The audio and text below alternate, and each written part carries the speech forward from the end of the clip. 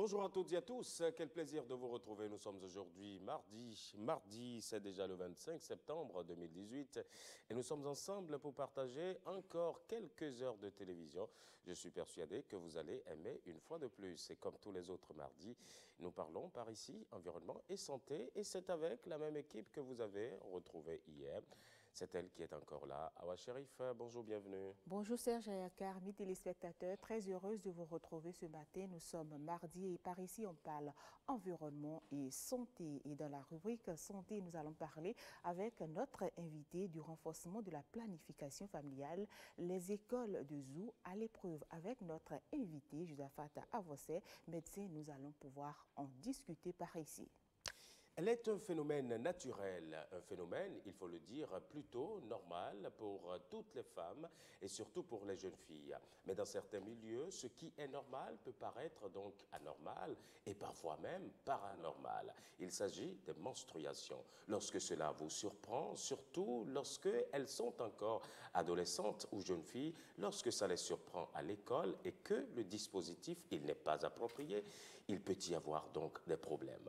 Aujourd'hui, au forum de discussion, nous allons parler de la gestion de l'hygiène menstruelle chez les adolescentes et chez les jeunes filles, surtout en milieu scolaire. Avec nos invités, nous allons pouvoir discuter de long en large et voir où est-ce qu'on en est au Bénin, justement, dans l'installation de ces dispositifs qui permettent une bonne hygiène menstruelle et qui vont amener sincèrement nos enfants à aller beaucoup plus de l'avant à l'école. Vous également, vous le savez, vous pouvez participer au débat comme tous les autres jours. Nous vous donnons la parole à travers la question que voici. La question que voici, notre question du jour. Oui, allez-y Serge. La question, comment aidez-vous vos filles à gérer leur hygiène menstruelle? Comment aidez-vous vos filles à gérer leur hygiène menstruelle? Partagez avec nous vos expériences, ce que vous avez fait avec vos enfants, vous qui avez déjà dépassé cet âge. Laissez-nous vos messages, c'est bien sûr sur Facebook, c'est sur Twitter, mais c'est également WhatsApp. On vous rappelle le numéro, c'est le 61 19 88 88, le 61 19 88 88. Au rendez-vous également ce mardi, nous allons parler de la couche d'ozone. Qui la détruit-il? Qui la détruit-elle? C'est vous, c'est moi. Avec notre invité, nous allons pouvoir en discuter. Martin Pépin Aynon, directeur général de l'environnement et du climat, sera notre invité. Ce sera avec William Tchoki par ici. Et puis, Angela Kwedia sera encore au rendez-vous, comme tous les autres mardis. Aujourd'hui, avec un invité tout spécial, un psychiatre. Elle va nous amener à mieux découvrir ce que c'est que le stress et l'anxiété, comment surtout pouvoir gérer efficacement son stress. C'est bien sûr à cette école que nous irons dans un instant. Avant d'aller à cette école, on va suivre d'abord le bulletin météo.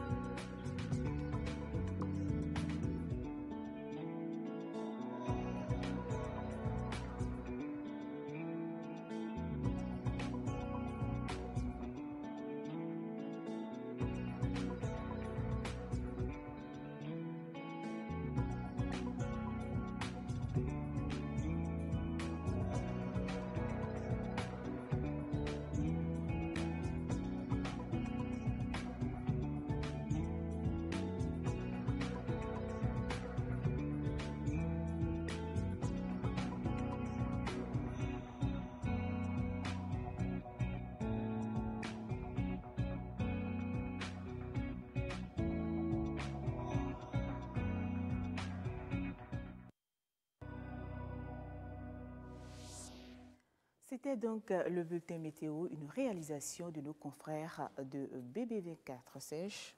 Et juste après la météo, on enchaîne avec le condensé de l'actualité de ces dernières 24 heures. C'est bien sûr le Flash, une compilation réalisée par Nicanor Kovi.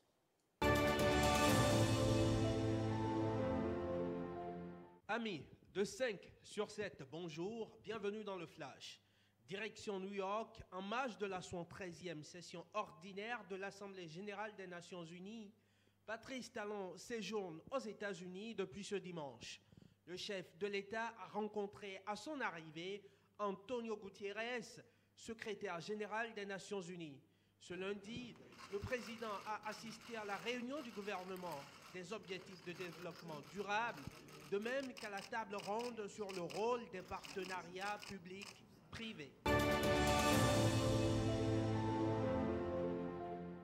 En visite de travail au Bénin, dans le cadre de la signature d'un avenant à l'accord de financement du projet de protection de la côte à l'est de Cotonou, les représentants du Fonds saoudien sont allés constater l'état d'avancement des travaux de la route des pêches.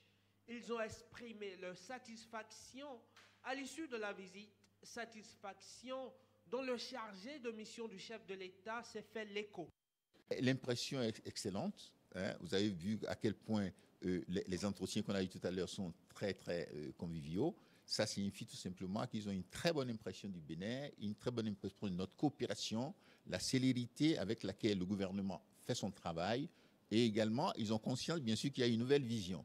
Hein, il y a une nouvelle dynamique qui se construit au Bénin, et soyez sûrs que le Fonds saoudien de développement sera toujours avec nous pour poursuivre l'œuvre magistrale qui est entamée par le chef de l'État.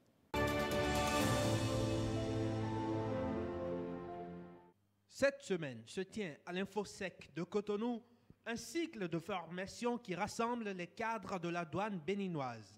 S'inscrivant dans le cadre du programme COPES, dont le Bénin est le premier pays africain à bénéficier, ce renforcement de capacité a été initié par l'Organisation mondiale de la douane. Pendant 5 jours, les douaniers béninois seront outillés pour mieux lutter contre la fraude, le terrorisme et le financement du terrorisme. Vous savez, aucune administration sérieuse ne peut évoluer tant qu'elle ne fait pas de réformes sérieuses. Donc cette formation s'inscrit aussi dans le cadre de nos réformes où aujourd'hui nous voulons un douanier de type nouveau, un douanier qui a une tête bien faite pour être résolument au service de la République et du Trésor public. Le ministre des Affaires sociales est allé s'enquérir de visu du fonctionnement des 6 centres de promotion sociale de Cotonou. Bintou Tchabi Adam Taro entend ainsi toucher du doigt les réalités dans ces centres, véritables bras opérationnels du gouvernement, au fin d'améliorer les conditions des usagers et des personnels des 10 centres. Voir ce que l'État a déjà fait et en fait faire une publicité, rendre plus visibles ces centres qui reçoivent du monde, qui reçoivent des gens qui ont perdu espoir, qui reçoivent des gens d'une vulnérabilité avancée, qui ne savent à quelle porte taper. Et ce sont dans les centres de santé, dans les centres de promotion sociale qu'on les écoute. Il y a des oreilles attentives pour les écouter, leur remonter le moral, constituer pour eux des dossiers pour leur prise en charge. L'écriture, un devoir social envers son pays. Ainsi s'est exprimé Walid Agro, jeune écrivain, au lancement de son ouvrage intitulé « Le rêve béninois ». Le week-end écoulé à l'université d'Abomey-Calavi, l'auteur et son préfacier ont présenté le livre au public, une œuvre sur le courage, l'engagement et le rêve. J'ai le devoir de savoir avec rigueur et précision la promesse que je tiens personnellement en tant que Béninois pour moi, mais surtout pour ma communauté, pour les générations à venir. C'est ma manière à moi d'assumer ma responsabilité sociale que de me mettre sur le chemin de l'écriture d'un tel ouvrage. 5 sur 7, le flash, ce sera tout pour aujourd'hui. Merci de nous avoir suivis. Merci à vous également, Nicanor Corvi. C'était donc le flash de l'information. Alors à présent, nous allons pouvoir installer notre tout premier invité. Oui, on va l'installer, mais avant, on va marquer une courte pause. Peut-être, hein, si vous permettez, le temps de voir la une ou les unes des quotidiens qui sont parus ce mardi 25 septembre 2018. Juste après, on vous rappelle la question du jour et on aura droit également aux paroles de sages. À tout de suite.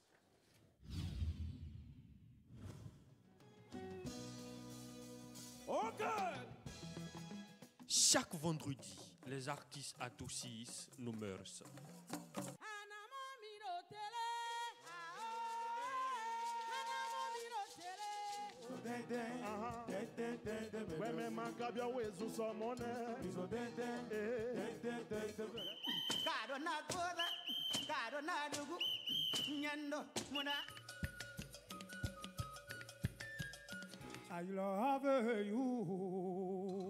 Roots, votre magazine de divertissement. C'est tous les vendredis à 21h sur l'ORTB, la télévision du service public.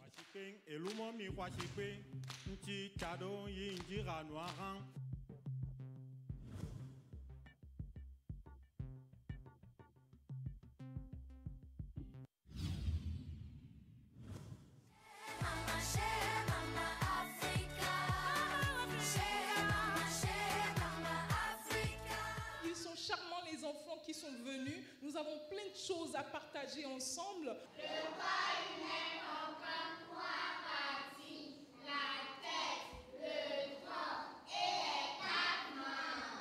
Sommes là pour danser, sommes là pour bouger, sommes là pour baiser, et la doux. Mon conte roule, traverse plusieurs royaumes et compte sur 4 princesses dont le père ne connaissait pas le nom.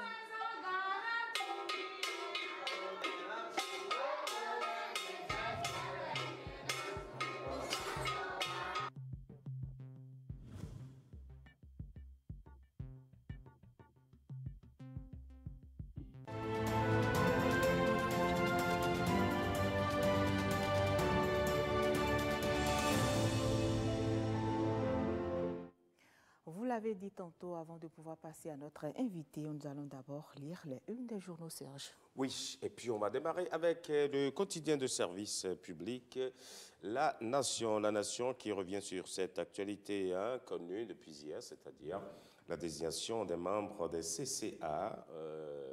L'Assemblée nationale a désigné, nous dit La Nation aujourd'hui, les 154 représentants du Parlement. Vous retrouverez dans le journal la liste intégrale de ces représentants du Parlement. Et puis, toujours à l'Assemblée nationale, à propos de l'exercice 2019, l'Assemblée nationale se dote enfin de son budget, nous apprend aujourd'hui La Nation. Par ailleurs, lutte contre la défécation à l'air libre. Protos dispose de solutions sanitaires dans les marchés de Dogbo et à Thiémé, rapporte aujourd'hui La Nation, qui nous informe sur un autre plan qu'à Malanville, le trafic routier a repris grâce à la déviation désormais aménagée. Et vous parlez, Serge, du budget. Le matinal revient sur cette actualité, budget 2019 de l'Assemblée nationale. 18 milliards de francs CFA pour les députés, nous apprend également le matinal. Toujours à la une du même journal, membres du Parlement au Corse l'EPI, la liste des 154 CCA des 77 communes publiée selon le quotidien. Et puis, on va voir maintenant le quotidien, le journal L'Économiste. L'Économiste, on enchaîne rapidement.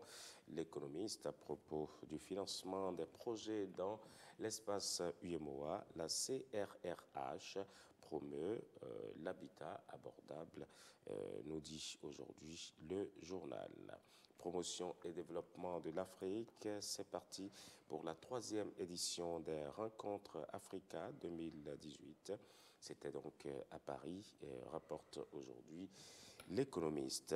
Par ailleurs, enseignement primaire, la dictée est de retour, claironne donc l'économiste. La dictée est de retour au CEP. Écotourisme au Bénin, la coopération chinoise encourage la protection des baleines. Les échos de la vallée, crue du fleuve Ouémé, plusieurs dégâts dans les ménages et écoles de la vallée de l'Ouémé, nous apprend le journal. Et après le bras de fer entre les députés et l'exécutif, le budget du Parlement enfin voté, analyse le journal. Oui, et ça va être tout pour cette première manche de la revue des titres. On va se retrouver tout à l'heure autour de 7 heures, juste après le bulletin d'information pour la deuxième partie. On vous rappelle maintenant la question du jour. Comment aidez-vous vos filles à gérer leur hygiène menstruelle? Comment aidez-vous vos filles à gérer leur hygiène menstruelle? Partagez avec nous vos expériences. Laissez-nous vos messages sur Facebook, sur Twitter ou sur WhatsApp. C'est le 61 19 88 88, le 61 19 88 88. Et à propos de femmes et de menstruation, que nous dit-elle la sage du jour?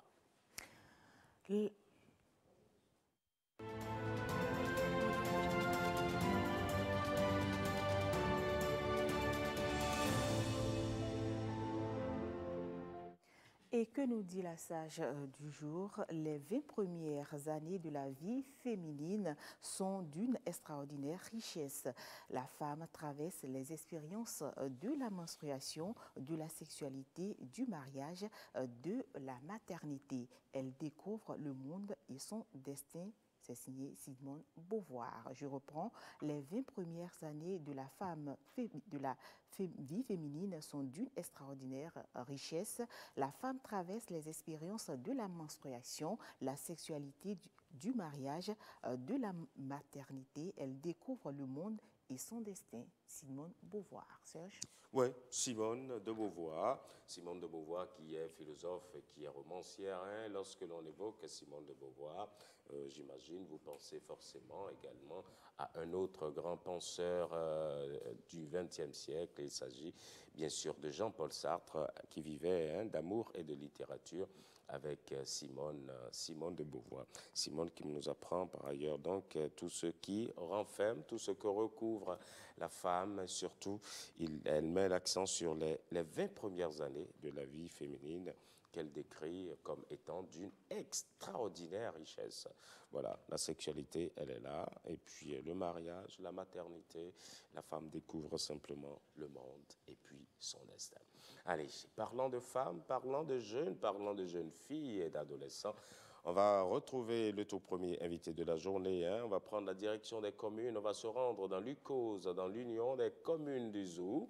Et nous allons discuter avec le docteur Josaphat Avosset, qui est conseiller en santé de reproduction des adolescents et jeunes au niveau de la plateforme TCI en Afrique de l'Ouest, francophone.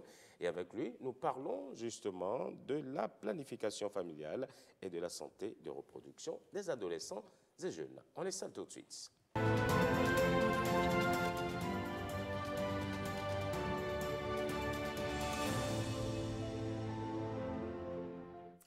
Notre premier invité est déjà installé. Bonjour, docteur. Bonjour. Bonjour, docteur Avosset. Merci. Vous êtes médecin? Non, je suis sociologue. J'ai fait la sociologie de la religion et je suis sociologue aussi de la santé sexuelle de la reproduction. Donc, voilà. Donc, je suis docteur en sociologie des religions et de la santé sexuelle et de la reproduction. Bienvenue à vous alors. Merci. Serge? Alors, il y a ces différents projets dans l'UCOS, l'Union des communes du Zou. Lorsque l'on évoque la santé de reproduction, d'abord, que faut-il y comprendre véritablement? Ben, vous avez déjà tout dit. L'extrait de Simone de Beauvoir a résumé déjà ce que l'on peut comprendre par santé de la reproduction. C'est un état de complet bien-être physique, mental et social pour tout ce qui concerne les organes génitaux par rapport à leur fonction ou encore à leur fonctionnement et qui ne se limite pas juste à une absence d'infirmité ou de maladie. Alors, donc, et là, Simone de Beauvoir vient donc alors de transcrire donc alors cette santé en des thèmes très simples. Donc alors, on voit la menstruation, on voit la sexualité, on voit la maternité et encore, que sais-je. Donc, c'est ça la santé de la reproduction. Ouais. En quoi est-ce que c'est important d'apprendre tout ceci aux enfants? Pourquoi les enfants, les adolescents, les jeunes doivent-ils en savoir davantage? Non, on va toujours rester avec Simone de Beauvoir. Il dit les 20 premières années de la jeune fille. Donc déjà, regardez, c'est une découverte. C'est une découverte. Elle découvre le monde et son destin. Donc du coup, vous avez énoncé, vous avez dit que nous allons voir comment on gère ces premières menstrues. En fait, vous avez dit que ça surprend à l'école, ça peut surprendre n'importe où, et c'est apeurant, ça fait peur à la fille qui, pour la première fois, qui n'a jamais entendu parler donc alors des menstrues et qui voit donc alors ses habits tachés du sang, c'est de la panique. Donc du coup, il est très important donc alors d'en parler déjà avec les jeunes filles pour qu'elles sachent qu'à un moment donné donc de sa vie, on a donc ces phénomènes naturels qui arrivent. Donc voilà. Et quand on parle déjà des 20 premières années, est-ce que c'est à partir de la naissance de la fille ou bien c'est à quel moment? Ah oui, les 20 premières années, c'est à partir de la naissance de la fille, parce que nous définissons les adolescents et jeunes comme les personnes de sexe masculin ou féminin qui ont entre 10 et 24 ans, mais c'est encore séquencé. Toutefois, la période avant 10 ans est prise en compte donc aussi. Et nous savons bien que donc, les transformations au niveau donc, alors, des organes génitaux, les caractères sexuels, tout se transforme. Donc alors, depuis la naissance, on est avec donc, il y a les caractères. Et donc alors, il y a la maturité et ça continue. Donc comment tout ça se passe? Donc alors, il faut bien compter avec les 20 premières années de vie de tout individu d'ailleurs, homme comme femme. Allez, venons-en maintenant à ces différents projets développés dans les communes du Zou. La population bénéficie de quelques mois de formation sur la planification familiale et la santé reproductive des adolescents et des jeunes. Qu'est-ce qu'on peut retenir de ces projets spécifiques dans l'UCOS? Oui, je vais d'abord commencer par remercier les autorités, donc alors les maires de l'UCOS, ayant désigné, ayant élu le maire Luc Atropo comme le président donc, de l'Union des communes du Zou. Et je suis conseiller technique basé à Dakar et dans le cadre d'un projet. Souvent on dit projet, mais ce n'est pas un projet. Nous sommes une plateforme donc, pour l'Afrique de l'Ouest francophone accompagnant les municipalités et les communes à s'engager dans la promotion de la santé, de la reproduction de leur population. Bien. Et nous avons pris le volet planification familiale. Mais le modèle est tel que c'est les communes qui s'engagent. Les communes expriment leur intérêt et déposent sur la table des engagements financiers, des engagements politiques, des engagements en termes de ressources humaines, matérielles et autres. Et maintenant, le projet TCI donc, accompagne donc, alors, ces communes pour donc, développer des projets. C'est ainsi que l'Union des communes du Zou donc, alors, a exprimé donc, alors, ses intérêts, donc, alors, ou son intérêt à prendre part à ce processus. Donc, du coup, ça a été analysé favorablement. Le programme a été conçu et donc nous l'avons baptisé renforcement de la planification familiale dans l'UCOS. Et comme le premier se déroule très bien, donc UCOS a bénéficié donc alors d'un second projet. Et donc, 2 projets actuellement sont en cours dans ce cadre, dans l'UCOS. Et nous sommes donc venus accompagner les communes donc alors, du Zou à mettre en œuvre ces différentes activités ou les différentes activités inscrites donc alors, à ces différents programmes. Et à l'issue de cette formation, quels sont les objectifs et les résultats attendus? Mais ce sera donc déjà trop singulier donc, de parler juste donc, des formations. Mais quand même, comme vous avez évoqué la question, bon, ok, nous sommes venus pour accompagner donc, la mise en œuvre. En fait, notre appui est ponctuel et c'est le gouvernement béninois qui, à travers le système de santé, accompagne donc aussi donc, alors, les mairies à mettre en œuvre ces projets. Dans ce cadre, on a formé plus de 200 prestataires, on a formé plus de 200 relais communautaires, on a formé près de 100 jeunes leaders transformationnels pour donc alors s'engager véritablement donc alors dans la prise en charge de la santé sexuelle et de la reproduction des adolescents et jeunes dans les 9 communes du ZOU, à travers les 3 zones sanitaires. Donc, c'est un peu juste dire que, bon, plusieurs activités ont été inscrites. Nous avons un paquet. Est-ce que ces jeunes-là, est-ce que ça n'est pas un peu... Est-ce que le nombre n'est pas un peu trop restreint? OK, c'est des jeunes leaders transformationnels. Donc, alors, donc ils vont... c'est eux-mêmes donc, alors, qui vont constituer donc, alors, leur groupe et donc, alors, les transformer à leur propre image. Donc, alors, c'est juste que nous avons semé donc, alors, les graines et donc, alors, ça va donc pousser. Et ça va donc pousser dans toutes les communes du Bénin? Dans toutes les communes, parce que, si vous dites donc dans toutes les communes, je suis complètement de votre avis, parce que, justement, la mairie d'Abomey-Calavi, donc, alors, a vu juste. Et donc, le maire, Georges Bada, s'est engagé avec alors, donc, le conseil communal d'Abomey-Calavi à faire l'expérience. Ils ont mis des ressources, comme je l'ai dit, financières sur la table, matérielles et humaines donc, alors, sur la table. Et nous sommes actuellement en train d'accompagner la commune d'Abomey-Calavi dans le cadre donc, du projet ou des activités donc, de TCI, Afrique de l'Ouest francophone, pour donc élaborer son programme, son premier programme donc, alors, de planification familiale.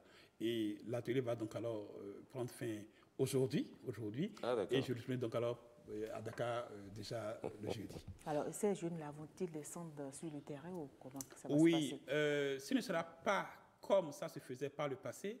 Donc, ils vont quand même descendre sur le terrain. Il y a des femmes aussi âgées, donc qui ne sont plus donc, jeunes selon la définition de l'OMS.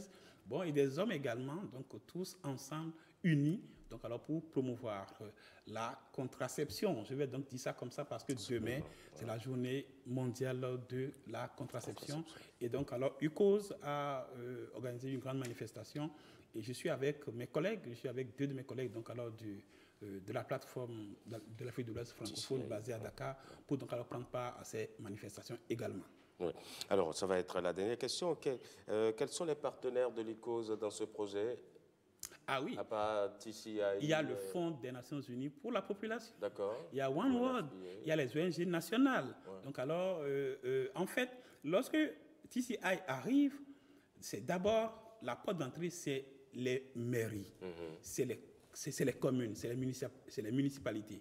Mais une fois dedans, tous les partenaires qui sont donc autour de la santé de la reproduction ou encore de la planification familiale sont mobilisés, sans oublier bien sûr le gouvernement du Bénin qui est donc alors le lead. Docteur Avossé, merci beaucoup d'être venu. Hein. Merci. Merci. Bon séjour chez vous et bon retour. Et bon retour aussi dans la nouvelle patrie. Merci. Merci d'être venu. Merci. Allez, on va poursuivre cette émission 5 sur 7 matin. On va continuer de parler de santé. On va retrouver Angela et son invité avec qui nous évoquons aujourd'hui le stress. Comment gérer efficacement son stress? On en discute très rapidement. On installe Angela tout de suite.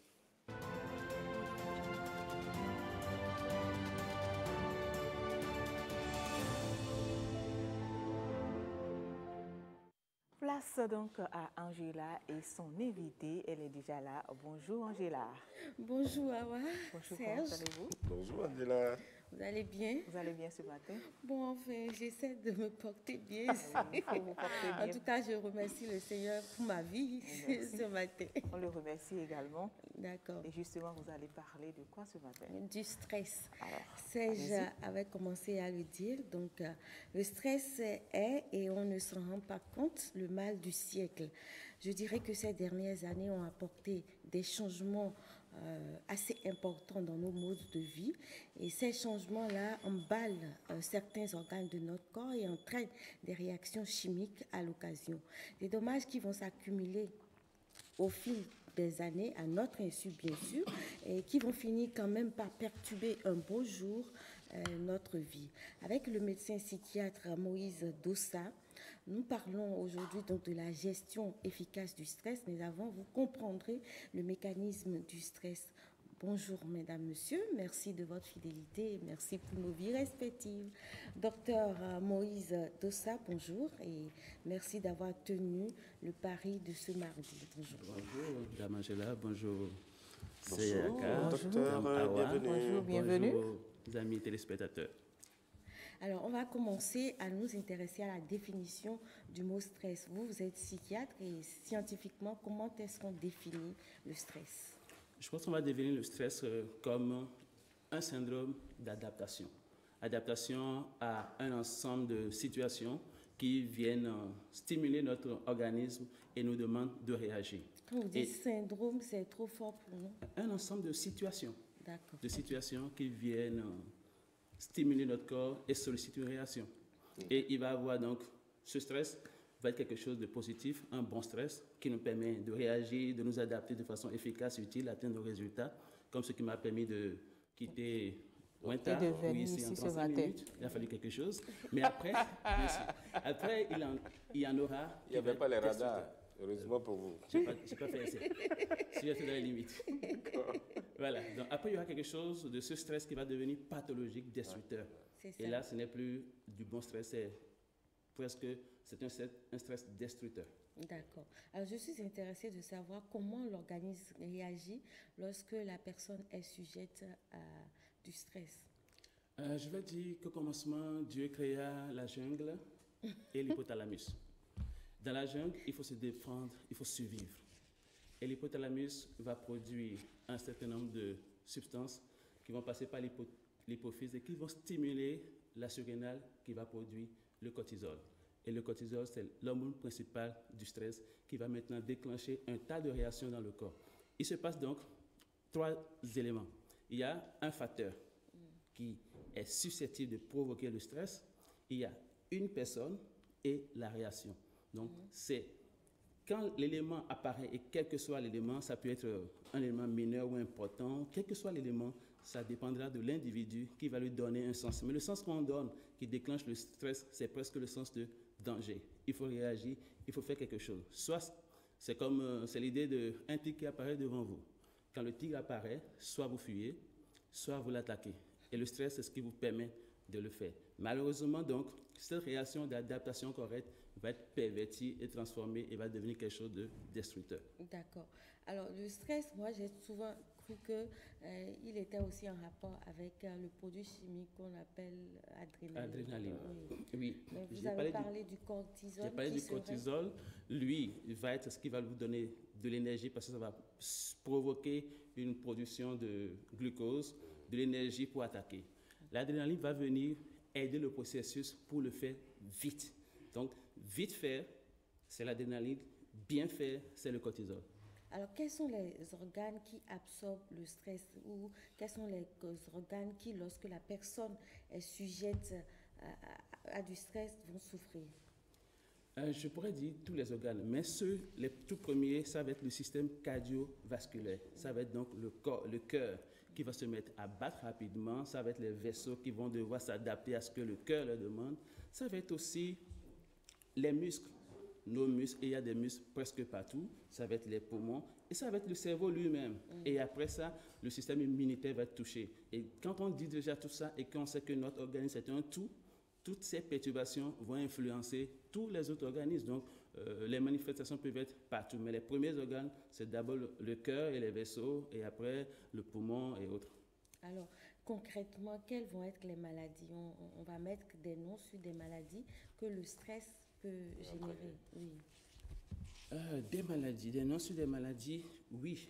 Mais je vais essayer plutôt ne pas parler nécessairement de maladies d'emblée, mais de symptômes de manifestations diverses, comme les tensions musculaires qu'on peut avoir, on se sent tendu. D'ailleurs, quand on dit stress, on dit tendu. Ouais. Et donc, vous allez voir que dans la prise en charge, dans la gestion, on va parler de se relâcher pour essayer de se détendre.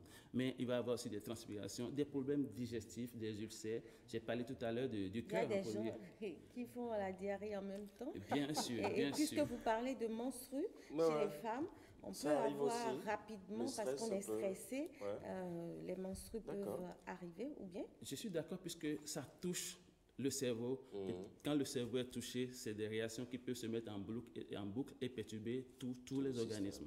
On a parlé du système cardiovasculaire, il faut insister. Les personnes trop stressées vont se retrouver avec une hypertension artérielle et qui vont se retrouver après avec des cardiopathies et certains vont faire des crises cardiaques.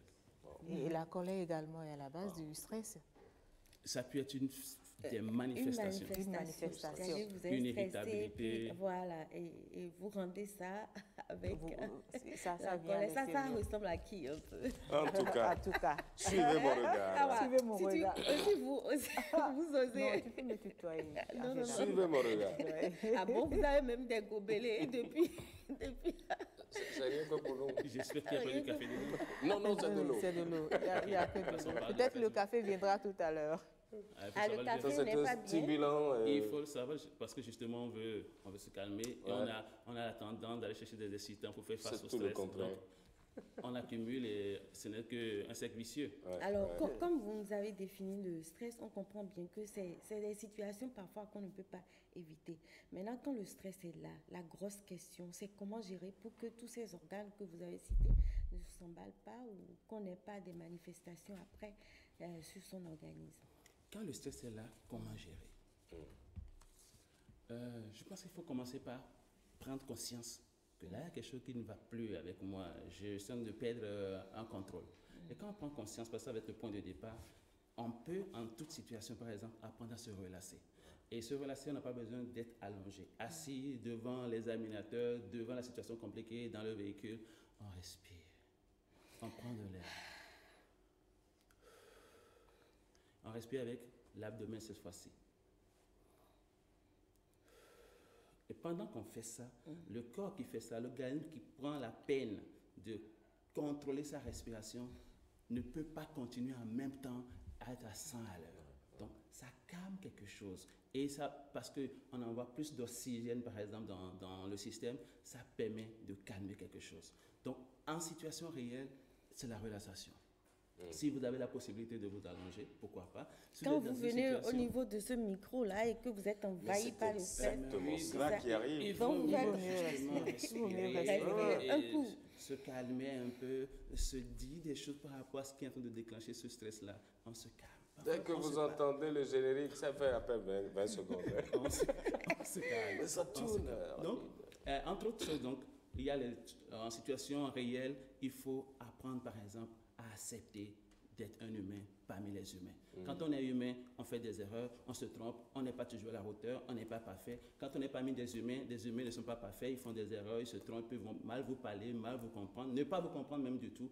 Et il faut accepter ça, parce que si vous n'acceptez ça, vous allez juste enchaîner des choses. Il faut accepter. Et quand j'accepte ça, je dis, ok, je peux laisser aller. Il faut accepter la contrariété. Donc, il faut apprendre à donner du sens. On a dit tout à l'heure que le stress, ça va commencer parce qu'on sent un danger. Mais c'est nous qui donnons le sens de danger aux diverses situations. Eh ben, j'ai pris la route, ma voiture peut faire une panne et je suis attendu ici avant 6 heures. et moi, je n'ai pas eu mon chauffeur ce matin et je ne devrais pas conduire. Donc, je me calme. Comment je m'emballe pas? Comment je fais pour ne pas m'emballer là? Je me calme, j'évalue la situation et je vais me dire après, je suis Angela, je dois être là-bas avant 6 heures, mais voici que je ne peux pas être là-bas avant 6 heures. Alors je me calme, je fais un coup de fil et la vie continue. Parce que quand Angela sera tombée, l'ORTB ne fermera pas. Donc j'aurais dû laisser mes téléspectateurs en panne. Ils comptent beaucoup pour moi. Vous faites ce qui est en votre pouvoir, mais vous devez accepter vos limites. C'est ça, d'accord. Est-ce que dans cette situation, un verre d'eau peut régler l'affaire? Puisqu'un verre d'eau peut apaiser aussi. Pendant que le verre d'eau est en train de passer, la respiration est un peu calmée de toute façon. Il n'y a plus la tempête là-bas. On n'est pas en train de prendre le verre d'eau en respirant à 46 par minute. Quand on prend le verre d'eau, tout s'arrête et ça descend. Et ça peut apaiser. D'accord. Est-ce qu'on peut finalement éviter le stress avec la vie trépidante que nous avons malheureusement avec le développement? Oui, on parlait des attitudes, des choses pour gérer. Je n'ai pas parlé du gérer. sport, je n'ai pas parlé de respecter son sommeil, je n'ai pas parlé d'apprendre à se faire plaisir. Donc il faut faire du sport, beaucoup de sport. Bien sûr, Et attention, pour ces salles de sport, il n'y a pas toujours les bons coachs. Donc, finalement, je dis souvent de faire du sport, mais il faut faire très attention. Il faut des sports adaptés à chaque âge. Bien sûr. Ouais. La marche pour certains, le petit footing pour d'autres. Maintenant, est-ce qu'on peut prévenir? Oui, parce qu'on a dit, il y a la situation. La situation a du potentiel. Et quelle que soit la situation, il y a du potentiel pour devenir stressogène. Mais c'est à chacun de savoir qu'est-ce que j'en fais. Donc, prévenir, quand c'est là, il faut se parler. Mais aussi, il faut éviter les choses qui vous mettent en situation de stress. Si vous avez un boulot à faire, il faut le faire à temps. Oui, si vous vous accumulez et que c'est à la dernière minute, à la veille, que vous dites, mais j'ai un gros dossier à livrer demain, parfois on se fait de fausses urgences. Et parfois, vous êtes dans des administrations où chacun ne fait pas son boulot. Moi, j'ai travaillé dans des systèmes pourtant sérieux où c'est à la dernière minute que le chef t'envoie le dossier. On veut ce dossier pour demain. Et moi, c'est un dossier qui va me demander peut-être 2-3 jours de travail. J'ai le courage de dire, chef, moi, je suis le technicien de la médecine, de santé mentale. Si je produis ce document-là en urgence, il ne va pas être très bon. Après, on va dire qui a produit, tu vas dire que c'est mon... Voilà. Donc, j'ai la possibilité de dire au chef, s'il vous plaît, ce dossier-là, je ne peux pas vous le livrer demain si vous voulez un bon boulot. Donc, je diminue mon stress moi-même et je livre le document dans 2 ou 3 jours. Mais s'il me dit, je ne veux rien entendre, je veux le document pour demain, je lui donne ce que je peux lui donner demain sans me détruire moi-même. Donc, il faut apprendre à faire son travail à temps, évidemment, mais il faut apprendre aussi à poser des limites aux autres. Il faut apprendre à dire non des fois. Il faut apprendre à relativiser les choses. Quand tu es dans un embouteillage, tu es dans un embouteillage, au lieu de t'emballer, de devenir malheureux, tu peux apprécier le fait que c'est parce que tu n'es pas à pied que tu es dans l'embouteillage. Bien sûr, bien ceux qui sont à pied n'ont pas embouteillage. Ils vont passer leur route Il tranquillement. faut y penser. Il faut se parler, il faut se parler, il faut se parler. Et si c'est vraiment sérieux, tu n'as pas le choix, tu gares la voiture, tu prends un zème, on y va, on va y arriver. Mais on peut apprendre. Donc ça commence dans notre tête. C'est bien facile à dire, mais il faut pouvoir l'intégrer aussi. C'est ça, il faut apprendre. C'est un apprentissage permanent. C'est un apprentissage. Vous nous avez déjà parlé de comment il faut l'éviter? C'est ça? J'en ai dit un mot, je crois. Il faut... Je rappelle que vous êtes auteur de certains livres qui peuvent nous accompagner dans la gestion du stress. Bien sûr. Il y en a qui s'appellent « Jouissez de votre vie ». Jouissez. Que nous avons découvert sur ce plateau d'ailleurs. Lui va venir encore. Ah, d'accord. C'était celui-ci qui a été découvert. Jouissez de votre couple. Il est question de jouissance. Vous aimez la jouissance, hein? Absolument. Vous jouissez beaucoup, là. Quand il y a de la jouissance, il n'y a pas de... Regardez tous les livres de la jouissance. De votre vie au présent. Mais dans la gestion du stress, vous n'avez pas parlé des relations sexuelles.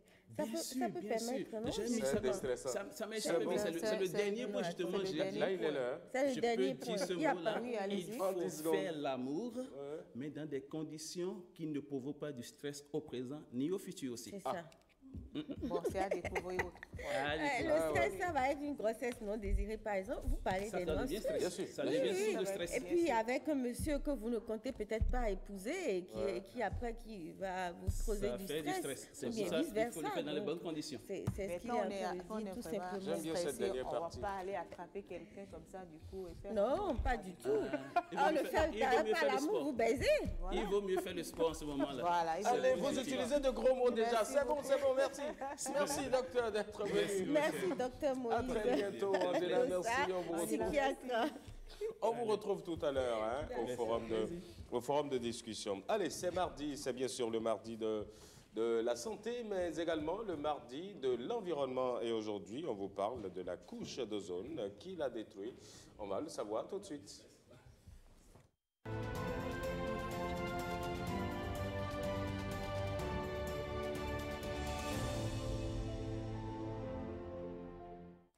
Vous le dites si bien, Serge, nous sommes mardi et nous parlons environnement et santé. Après la santé, il s'agit de l'environnement et ce sera avec William Tchoki et ses invités. William, bonjour. Bonjour, Sharif. Bonjour, Serge. C'est Nadia Yaka. Bonjour, Yemalin.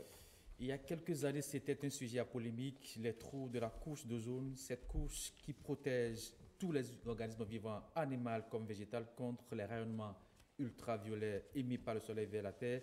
Aujourd'hui, comment va la couche d'ozone? Se guérit-elle de ces plaies béantes, ces fameux trous? Au Bénin, que faisons-nous pour réduire l'émission des gaz très dangereux à la couche d'ozone? On en parle avec deux invités ce matin. Martin Pépin-Aina, vous êtes le directeur général de l'environnement et du climat. Bonjour, professeur. Bonjour, chers journalistes. À vos côtés, monsieur François Didi, vous êtes consultant aux zones, aussi ingénieur froid. Bonjour. Bonjour. Et merci d'être là. Merci. Alors aujourd'hui, c'est vrai, je l'ai dit à l'entame de cette émission, au début on parlait beaucoup plus de la couche d'ozone, qu'il y a des plaies, qu'il y a des trous. Comment va aujourd'hui la couche d'ozone, professeur Martin Pépin Aïna? Je remercie.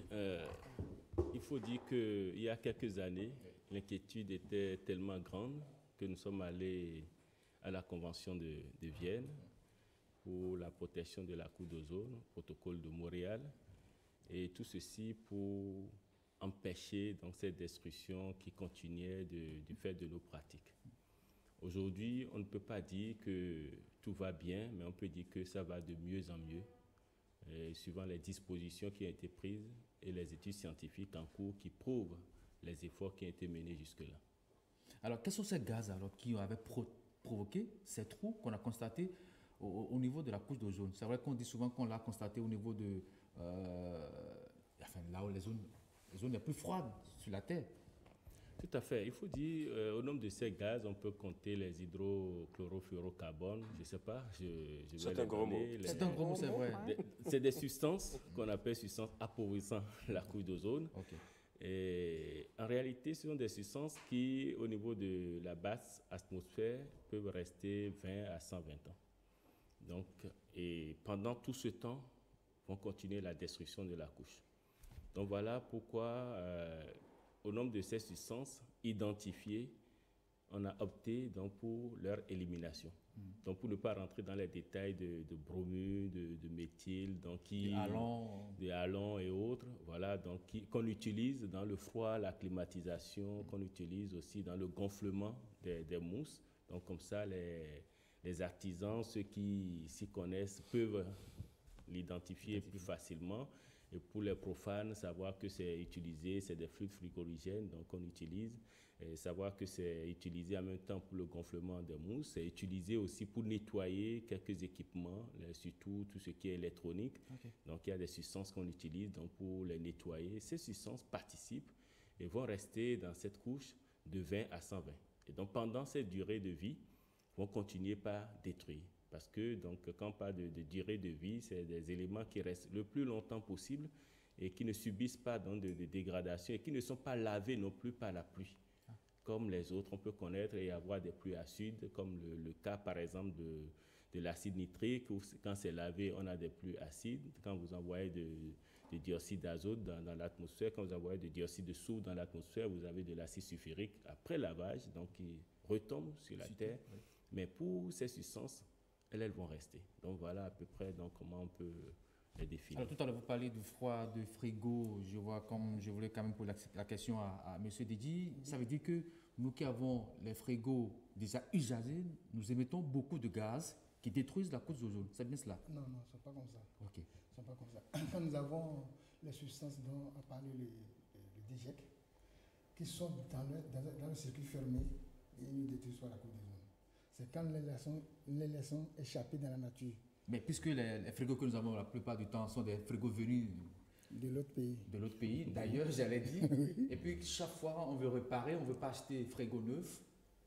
Les gaz peuvent s'échapper et aller détruire la couche d'ozone. Oui, en ce moment, oui. En ce moment, mais c'est ça qui a fait que le ministère a organisé beaucoup de séances de formation sur tout le territoire national avec les artisans pour avoir la bonne pratique, pour ne pas laisser échapper ce gaz-là dans la nature. Puisque si le gaz se trouve dans sa bouteille, il ne détruit pas.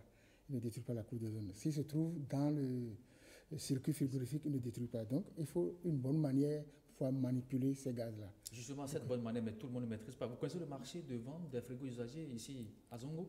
Oui, je sais. Vous avez fait un tour une fois? Oui, vous avez vu tout ce... Oui. Ça n'est plus qu'à Zongo seul aujourd'hui, c'est un peu partout. Est-ce que tous ces gens-là savent maîtriser ce matériel pour éviter que ces gaz ne s'échappent? Ils ne le savent pas. Bon, quelques-uns, puisque la formation que nous organisons, 500, alors qu'ils sont plus de 1000, 2000, 3000, bon, donc 500 qu'on prend par département, ainsi de suite, pour faire, c'est sûr qu'il y a des gens qui sont encore très loin de la réalité. Et on continue toujours pas à faire la formation. On continue toujours pas à sensibiliser, on continue toujours pas à leur apprendre la bonne pratique pour qu'ils puissent maîtriser comment faire pour ne pas détruire notre couche d'ozone qui est très chère à nous tous. Alors, M. Martin Pepa-Yuna, que faisons-nous au Bénin, les autorités, pour réduire ces émissions de gaz? C'est vrai qu'il a parlé de formation.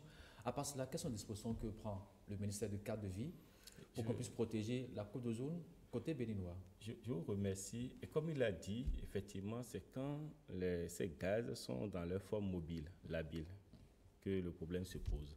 Et donc, pour éviter à tous ceux-là, les artisans qui les utilisent et qui, en réalité, à la base, n'ont pas reçu les formations qu'il faut, parce qu'il ne faut pas les confondre avec les techniciens qui sont formés dans les lycées techniques et dans les universités. Donc, même ces techniciens ont quelques problèmes, quelques lacunes, parce qu'ils font partie de ceux qui viennent à la formation. Et M. Dedi, en tant que consultant, en tant que formateur, fait un travail énorme dans ce sens. Le Bénin, non seulement forme, mais à la disposition donc, de ces artisans des équipements. Parce qu'il faut des équipements à l'aide des nouvelles technologies. Ce n'est pas avec la main qu'il faut continuer par faire les choses. Ce n'est pas parce que je suis intelligent que je maîtrise forcément. Il faut des équipements adaptés.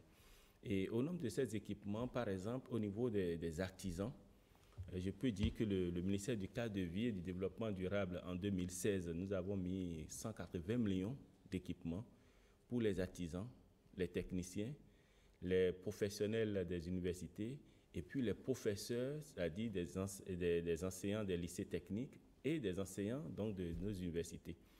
Ce qui a fait qu'aujourd'hui, depuis un certain temps, le lycée technique Mondéou est un centre régional d'excellence dans le domaine du foie et de la climatisation. Parce que le ministère a mis des équipements à disposition pour permettre à ce centre de rayonner et de pouvoir recevoir non seulement des apprenants béninois, mais des apprenants aussi de la sous-région. Donc, nous l'avons fait, donc ça nous permet de protéger la couche d'ozone à notre niveau. Nous sommes allés plus loin et nous les avons renforcés pour se mettre en association. Parce que pour contrôler, il faut forcément une association qui défend et qui prend la défense véritablement de la couche d'ozone et qui, dans les pratiques, peut surveiller donc, ceux qui ont adhéré à cette association. Donc, on les a renforcés, ils se sont mis en association et ces associations sont aussi équipées dans nos différentes régions. Il faut dire que c'est seulement dans le zoo colline que nous n'avons pas une grande affluence donc, au niveau de ces associations. Donc, ils sont encore à l'étape, je dirais... Ça veut dire que dans ces localités, encore, le problème est encore récurrent? Pas forcément, mais il y a une faible adhésion dans ces localités. Il y a une faible adhésion.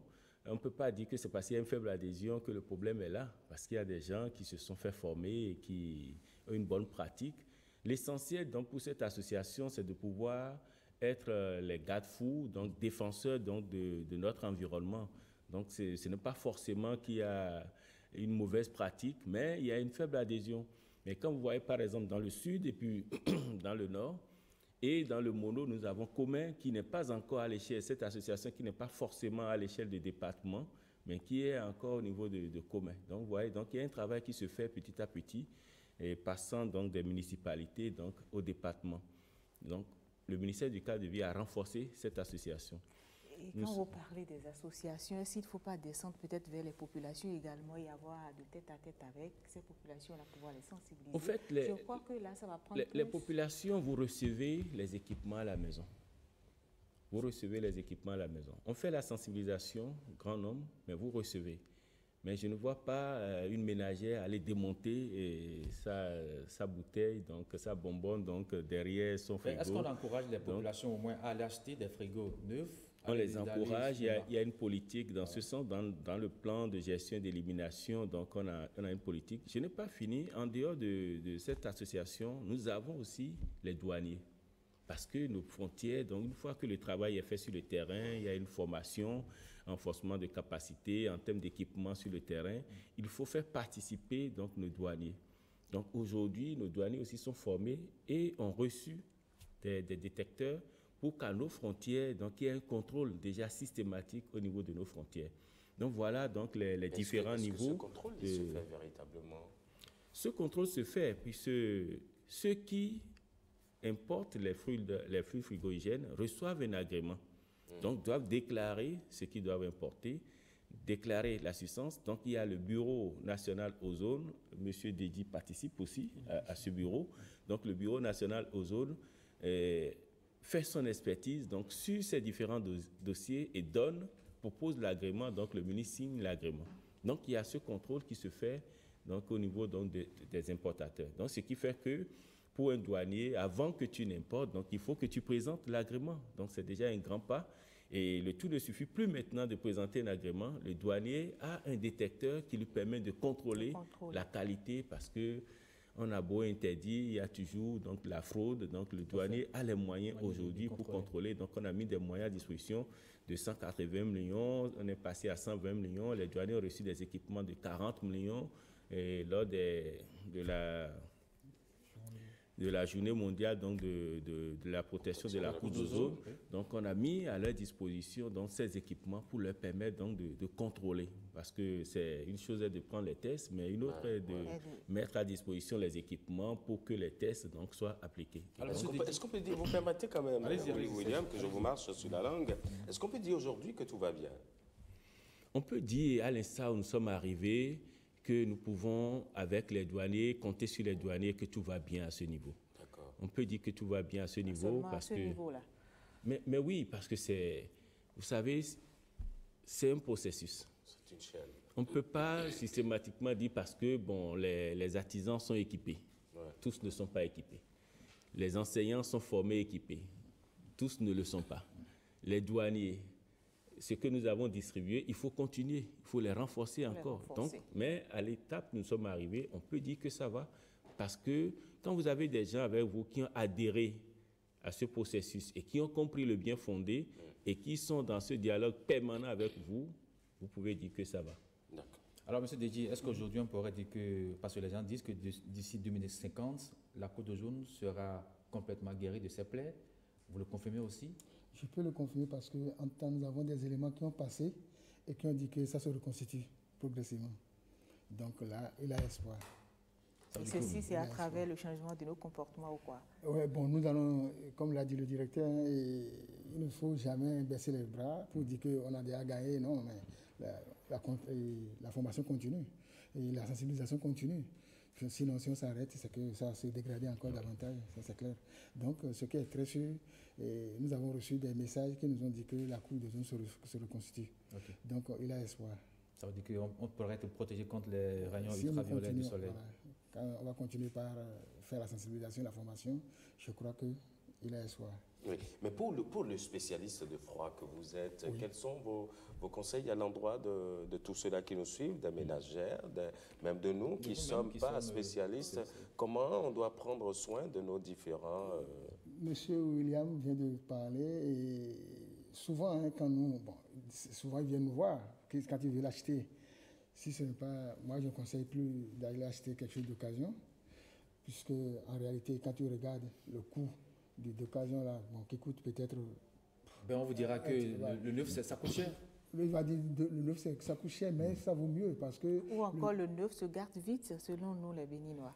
Bon, enfin, oui, c'est ce qu'on dit, oui. On dit que le neuf se garde vite, et que quand on prend un deuxième main, que ça dure dans le temps. Bon, ça, c'est ce que je n'arrive pas à comprendre, car ce qui est neuf... c'est une aberration.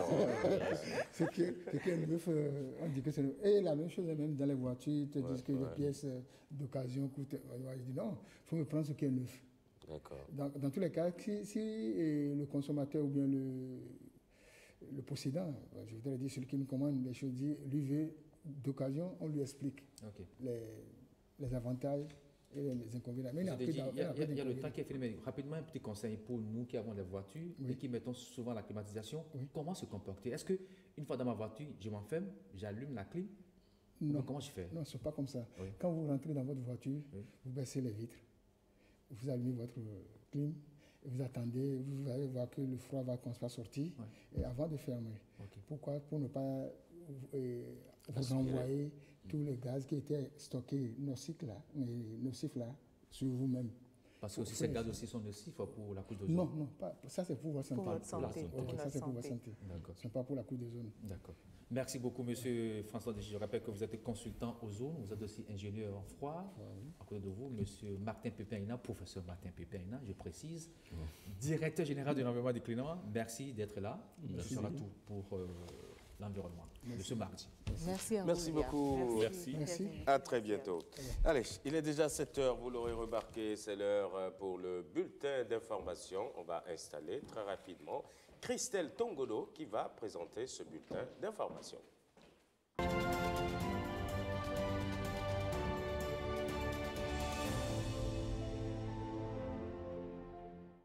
Le bulletin d'information, ce sera